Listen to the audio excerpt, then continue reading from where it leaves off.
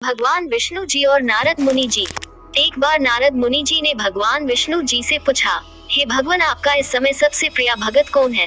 अब विष्णु तो भगवान है, सो झट से समझ गए अपने भगत नारद मुनि की बात और मुस्कुरा कर बोले, मेरा सबसे प्रिय भगत उस गांव का एक मामूली किसान है। यह सुनकर नारद मुनि जी थोड़ा निराश हुए और फिर से एक प्रश्न किया, हे भगवान, आपका बड़ा भगत तो मैं हूँ, तो फिर सबसे प्रिय क्यों नहीं?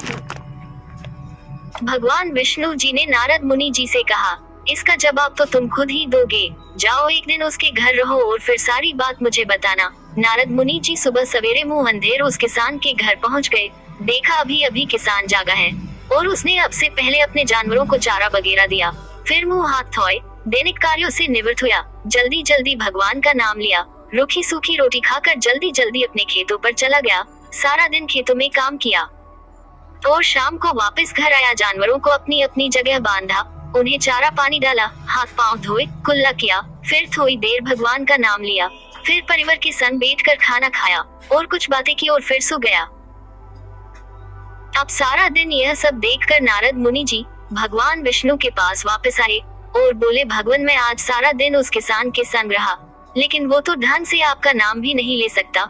उसने थोड़ी देर सुबह, थोड़ी देर शाम को, और वो भी जल्दी जल्दी आपका ध्यान किया, और मैं तो 24 घंटे सिर्फ आपका ही नाम जपता हूँ। क्या अब भी आपका सबसे प्रिय भगत वो गरीब किसान ही है?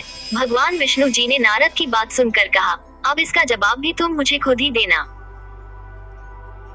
और भगवान विष्णु जी ने एक कलश अमृत से भरा नारद मुनि को थमाया और बोले, इस कलश को लेकर तुम तीनों लोकों की परिक्रमा करके आओ, लेकिन ध्यान रहे अगर एक बूंद भी अमृत नीचे गिरा तो तुम्हारी सारी भक्ति और पुण्य नष्ट हो जाएंगे। नारद मुनि तीनों लोकों की परिक्रमा करके जब भगवान विष्णु के पास वापस आए तो खुश होकर बोले, भगवान, मैंने एक बूंद भी अमृत नीचे नहीं गिरने दिया। विष्णु भगवान ने पूछा, और इस दौरान तुमने मेरा नाम कितनी बार लिया, मेरा स्मरण कितनी बार किया?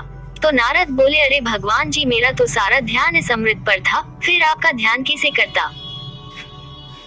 भगवान विष्णु ने कहा, हे नारद, देखो, उस किसान को वो अपना कर्म करते हुए भी नियमित रूप से मेरा स्मरण करता है, क्योंकि जो अपना कर्म करते हुए भी मेरा जाप करे वो ही मेरा सबसे प्रिय भगत हुआ। तुम तो सारा दिन खाली बैठे ही जप करते हो, और जब तुम्हें कर्म दिया तो मेरे लिए तुम्हारे पास समय ही नहीं था।